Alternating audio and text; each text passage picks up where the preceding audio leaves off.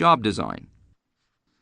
So, we have two goals with job design: employee satisfaction. Module 3, Job design. So, we have two goals with job design: employee satisfaction and efficiency or productivity. That is, some gains in how effectively the work is performed. Job design is an outgrowth of job analysis that improves jobs through technologies and human consideration in order to enhance organizational efficiency and employee job satisfaction. The design of every job involves both technological and human considerations. Think of job design as a combination of 4 factors. 1. Consideration for the organizational objectives which the job must support. 2. Behavioral concerns in order to keep the employee motivated to do the job. 3. Industrial engineering considerations, which means examining the job so as to make it more efficient. And 4.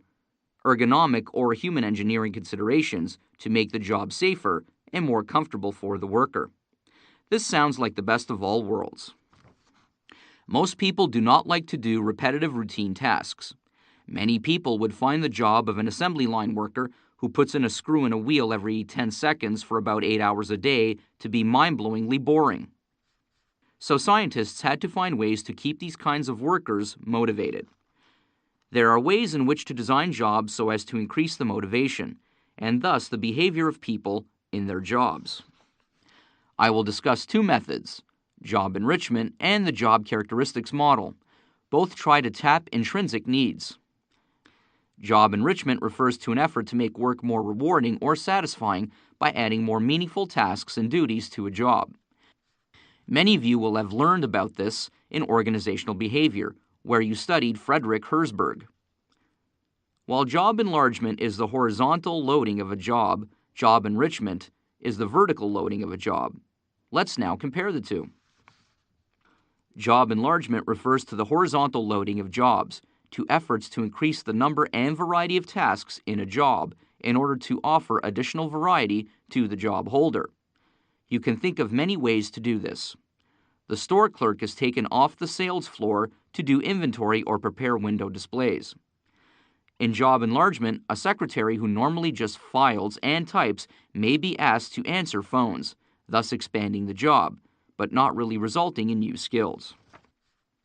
To be enriched, the job of a secretary could include asking her to draft written reports, where she would have to learn organization and writing skills at a higher level than filing and typing. The job of a cashier can be enriched by handling and solving customer complaints themselves. Usually, cashiers are required to call their manager if they receive any customer complaint, so allowing him to handle customer complaints would enrich his job. Job enrichment can be accomplished in 5 ways. 1. Increasing the level of difficulty and responsibility. 2. Empowering employees with authority and control of their jobs. 3. Providing feedback directly to employees. 4. New learning, requiring training and growth. 5. Assigning specific tasks so that employees can become experts. Job enrichment is not a miracle solution. It cannot solve problems of employee unhappiness with salaries or benefits, or make incompetent employees more productive. Some employees actually like routine tasks and don't want to assume more responsibility. You probably have experienced this yourself. Sometimes, while taking a course, you want the instructor to spoon-feed you information so that you can just take notes and occupy only part of your brain. Being involved in a case or a debate in class is more work, requiring more brain power, and is an example of enriching the student's job. While some supervisors embrace the prospect of giving more control to employees, others feel threatened and worry about their own job security. It is easier for a professor to control the learning outcomes if he only lectures. If he allows a debate, he may not be able to control the discussion or the outcomes. Let's compare it to another concept which sounds similar. Job rotation. This is different from job enlargement, although both refer to doing different tasks. In job rotation, people actually take on different jobs for periods of a week or a month. Thus, people working in marketing might be placed in sales for a month, or on the customer service desk or factory floor. The purpose is not just to relieve boredom, but to provide training and insight into the other jobs, learn how they are interconnected, and make employees more sensitive to the problems faced by those with whom they coordinate. In some cases, this is not a temporary thing, but a permanent series of rotations to improve teamwork and production. For example, TD Bank has a very successful 4 to 6 months marketing rotational program in which selected candidates have a chance to work for different areas including global brand, marketing planning, customer knowledge and insight, customer segments and strategy, and marketing communications. In this way, TD prepares employees who are able to work in different departments and possess multi-skills. The second approach that taps the intrinsic needs of employees is the Job Characteristics Model. Job Characteristics Model. For many decades, there has been a search for a job design that would simultaneously improve the efficiencies of organizations and the job satisfaction of their employees. There is one theory that seems to capture this, the Job Characteristics Model. This model is proposed that there are 3 psychological states of employees that affect work performance and lower absenteeism and turnover. They claim that the motivated, satisfied, and productive employee is one whose work is meaningful, has responsibility for work outcome, and knows how well he or she is doing. This model by Hackman and Oldham states that 5 job characteristics produce these conditions. 1. Skill variety. Lots of different things to do that tap different abilities. 2. Task identity. The job must be whole. That is, there must be a sense of beginning and closure, which has a visible outcome. Imagine the frustration of a student who only does the literature research for a paper, discovers all kinds of interesting material, but then doesn't have the opportunity to write the paper, bringing it all together. 3. Task significance. Is the work meaningful in the sense that it makes a difference to someone or some group, either within the organization or externally? 4. Autonomy. People are more motivated if they have some freedom to schedule their own work and determine how and when it will be done. 5. The last is feedback. Imagine writing an essay for a class assignment and never knowing your grade. This model argues that workers need feedback on performance and how effective they are. Another approach to employee contribution is employee empowerment. Many of you are now working for organizations which have adopted an employee empowerment approach to management. This means that employees are empowered, having given the authority and the responsibility to make decisions affecting their work area. In a retail store, this means that the employee might have the power to offer special terms or a discount in order to make a sale, or to accept a return without a manager's signature. The responsibility for making decisions is pushed down the organizational ladder. 4 conditions are necessary for employee empowerment programs to work. 1. Participation. Employees have to be motivated to care about their jobs and become involved in them. 2. Innovation. If employees come up with new ways of doing things, then managers must listen. 3. Access to information.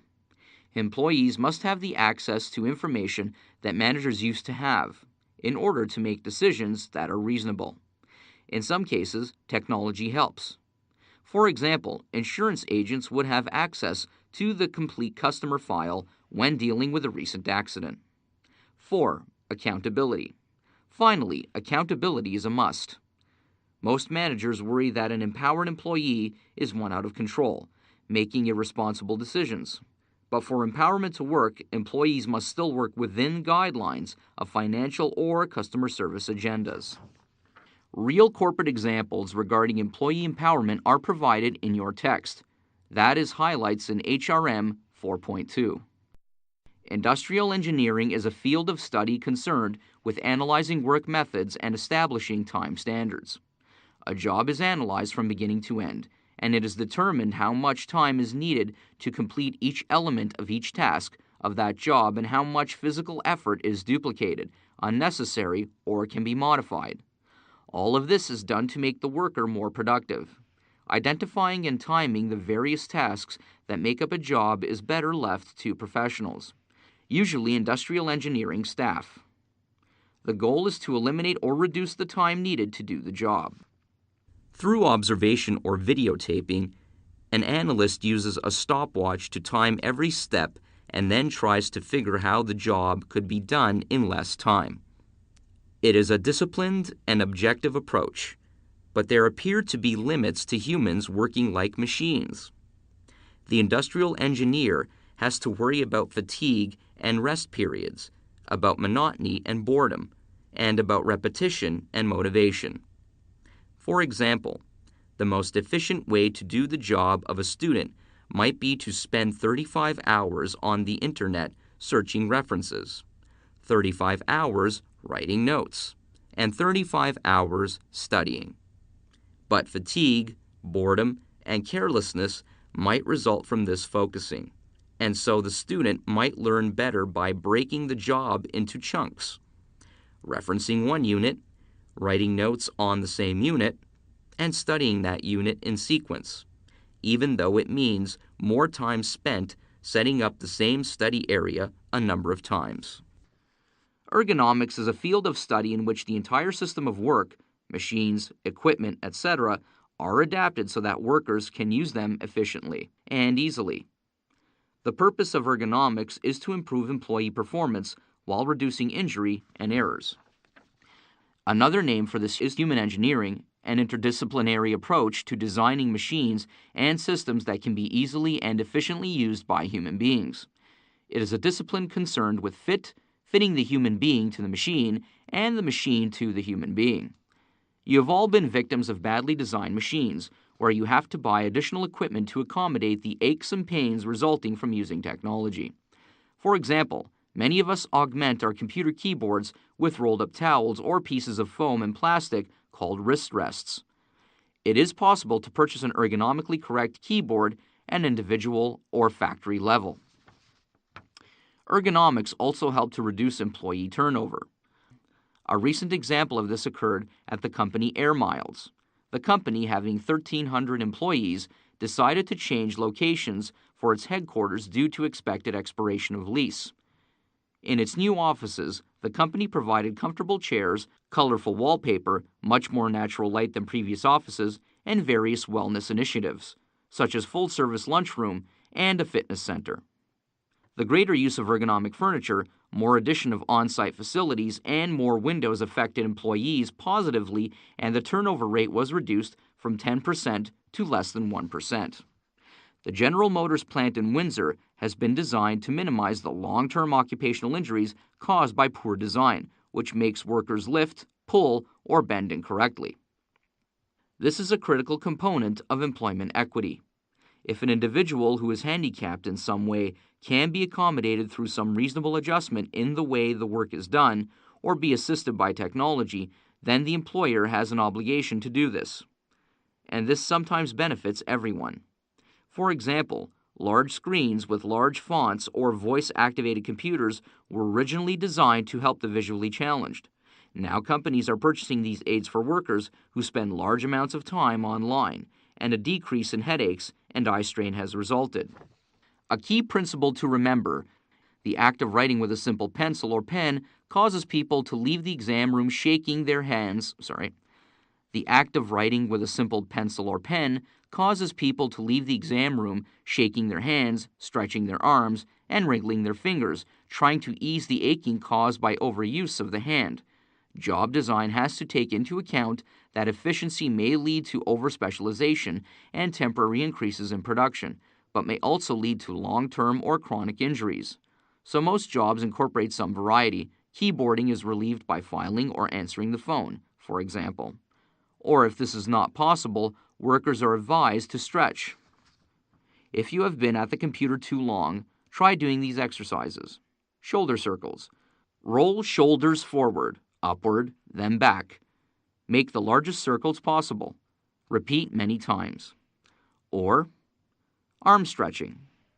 Sit upright and back in chair. Place arms behind chair back and clasp hands. Straighten arms as much as possible and raise clasped hands towards the ceiling. Breathe easy.